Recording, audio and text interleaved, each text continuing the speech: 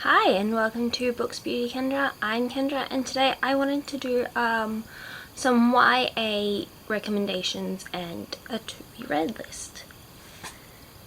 Let's get started. So, let's start with YA fantasy. Sorry, I'm trying to figure out what's going on with my angles. That's better. Okay. Let's start off with YA fantasy. Now, these first two are staples in the YA fantasy genre, very classic ones, and they are Six of Crows and Crooked Kingdom by Leigh Bardugo. If you have not read the Shadow and Bone trilogy, which is Shadow and Bone, Siege and Storm, and Ruin and Rising, if you haven't read that series, I would suggest probably reading those first and then going into this one just so you have a better idea of the world, the magic system, all that jazz. But these are better. These two are much better. So, Six of Crows and Crooked Kingdom follows six unlikely, morally grey heroes. Kind of. And they have to go on a big heist because of reasons. They're kind of being blackmailed into it, I think, from what I remember. But yeah, they go on a big heist and it turns out to not be exactly how they planned it to be. Even though the Kazbraka, is like the master of plans and executing plans. All this dust everywhere now. Anyways, it's amazing. Some of my favorite books of all time. Yeah, they are so good. And apparently there's a third one coming out. Who knows when, but apparently there is. Now, next one. If you know me, you know that my favorite book is Alice in Wonderland. I have a whole shelf dedicated to Alice in Wonderland books and retellings and yeah. And my favourite YA retelling of hers is The Looking Glass Wars by Frank Bedell. I can't remember what the series is called, but that's the first one. And it follows Alice, A-L-Y-S-S. She is supposed to be the Queen of Wonderland when she grows up, but then her parents are murdered. Her aunt, the Red Queen, I can't remember her name at all, but she kills them, she murders them, and yeah, she tries to get Alice as well, but she escapes into the real world, away from Wonderland, and basically it's her story starting from there, going back to Wonderland and trying to get back her throne. It's really good, but I don't hear many people talking about it, so I don't know how many other people actually have read this. If you have read it, let me know, 'cause that'd be cool. Next, this one I listened to on audiobook. Audiobook is really great. I like it a lot. And that's Hunted by Megan Spooner. This is a Beauty and the Beast retelling. And basically, like, the Beast chapters are very small and they're just like little bits within it. And what's her name? Yeva is her name, and she basically has to go live with the Beast, and the Beast calls her Beauty all the time because that's what her father called her. And it's about her learning how to hunt stuff, and it's a good book. It's very wintry, and you find out there's a curse, and it's really good. It's a lot of fun. I liked it. Another retelling. Jeez, a lot of these are retellings. Okay, another retelling is Speak Easy, Speak Love. I don't think I've seen anyone talk about this, but this is basically a retelling of Much Ado About Nothing, my favourite Shakespeare play, and it's set in the 1920s in a speakeasy. That's why I remember of the book, but I remember it being lots of fun. Then this one is an absolute favourite of mine. I'm currently rereading it because I haven't read it for a while and I really wanted to just re-enter this world, just get back into the atmospheric settings that it has, and that is The Girl Who Fell Beneath the Sea by Axio. You see? That's better. This one follows Mina as she sacrifices herself in place of her brother's love to go to be one of the sea gods' kings. It's like based on Korean mythology. And yeah, it's her time in the spirit world trying to break the curse that's on the sea god, so that her people, or the humans, can not have like torrential storms and such, and the sea god be angry with them. So yeah, it's a really good atmospheric book, and it's really good. No, it's not really dark. It's kind of emotional at times, but it's really good.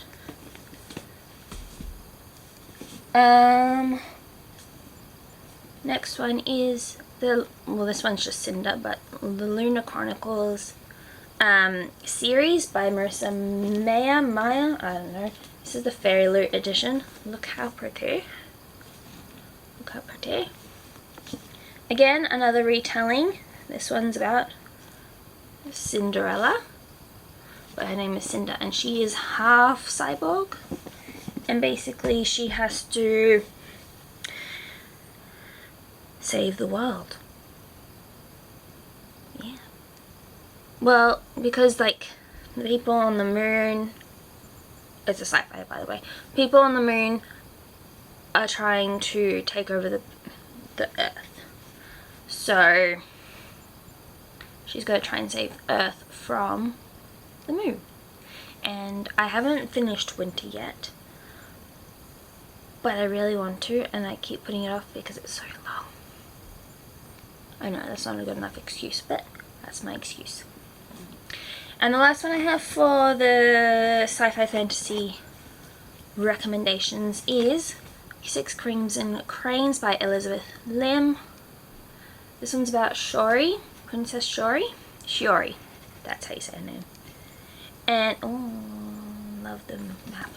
Anyways, and she gets cursed by her stepmother to not have a voice, or I think she can speak. No, it's Mina who can't speak at the start.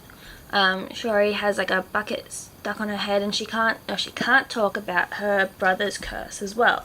Her 6 brothers are turned into cranes, and she's basically got to get back to her palace so that she can break the curse that her stepmother put on her brothers, because whenever she speaks about her brother's curse, one of them will die. So she's got to try to not do that. Yeah. So those are the fantasy sci-fi books, YA books, that I recommend that you should read.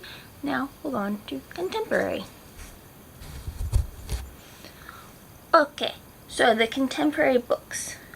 Oh, I should probably preface this before. I should have done this at the very start.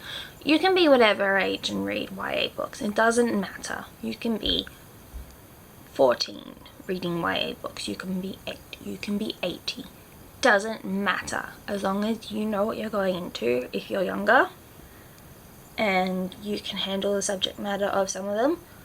And yeah, doesn't matter how old you are. You can read YA whenever you want to, really. It's just a fun time most of the time. Sometimes they're a bit harder to read through. But yeah. Anywho's, then let's talk about Love by Claire Kahn. Claire Kahn is one of my order by authors. This one's about Alice. And basically Alice is asexual, and it's her not coming to terms with it, is trying to come to terms with it within a relationship, kind of. So basically she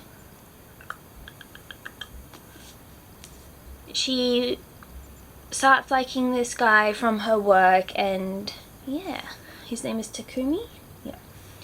And her and Takumi have to navigate this relationship while she kind of like figures out how to tell him she's asexual and like what that means to her, what that will mean for their relationship, and so on and so forth. And it's a lot of fun, good topic in here to talk about. I quite like it. Then another ordered by author I have is Juliet Lost's The Charmed List. This is like if there's like a hint of magic in the world, and basically, what are their names? Ellie hates Jack. There we go. And he hates her back, apparently. But she kind of gets him to expose magic to a non-magic user, because not everyone knows about magic. And so that like her friend does, like her friend is the one who sees the magic, and so that her friend doesn't like lose her memories and all that, the parents have to teach the friend how magic works, all this, all that. But as punishment, Ellie and Jack have to do some like errands for the family. They have to set up for this convention, this magic convention that's going on. They have to do this, they have to do that, and all the while they fall in love. It's very cute. It's very lovely. I love it.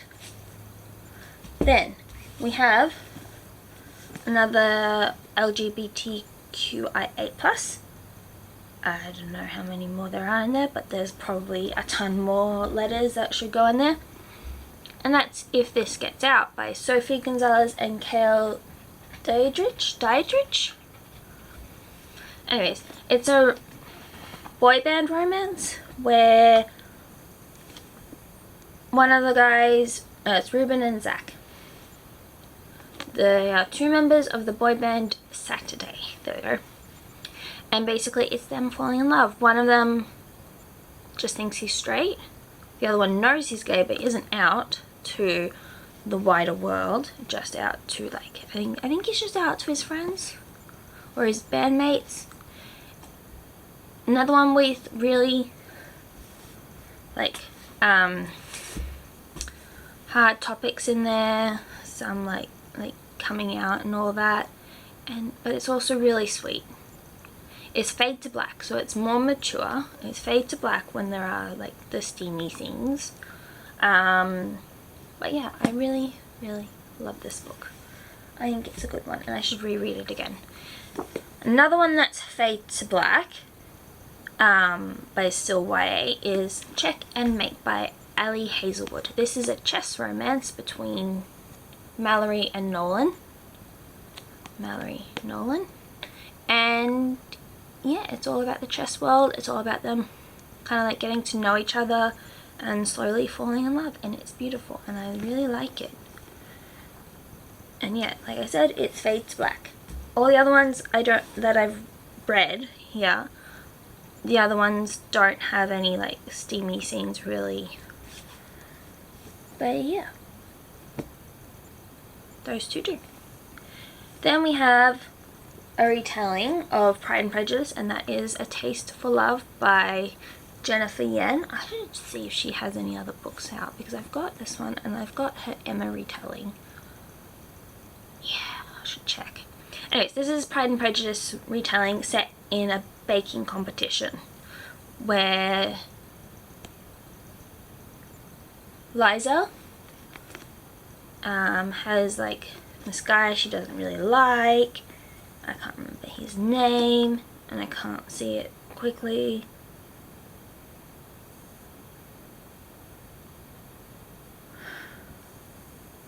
Anyways, her mum basically treats it as like a way for her to find a boyfriend. So the prerequisites for this baking competition that her parents put on every year, this year, is that Liza will be one of the judges and they have to be Asian American and they have to fit all these different things because she is, I can't remember what type of background she has, but yeah. It just says Asian American on the back. Anyways, doesn't matter. It's a lot of fun. Doesn't take it itself too seriously. It's really good. This one, however, does take itself very seriously, and that is Letters to the Lost by Juliet Kendra. This one basically follows Juliet, whose mother dies. And whoa, the lighting went off. So funny then. Is it this book? Yes, this book. Okay. I'm gonna put that down. So Juliet loses her mother. Her mother dies, and she starts writing letters to her mother's and putting them on her mother's grave. And one day, the kind of like outcast bad boy guy who does some volunteer work, I think, at the cemetery. His name is Declan. There we go. He begins to read these ones, and he replies to one of the letters. And it's basically her hating him for doing that, but then they start meeting in real life as well, and they start falling for each other, and it's really heartbreaking as well.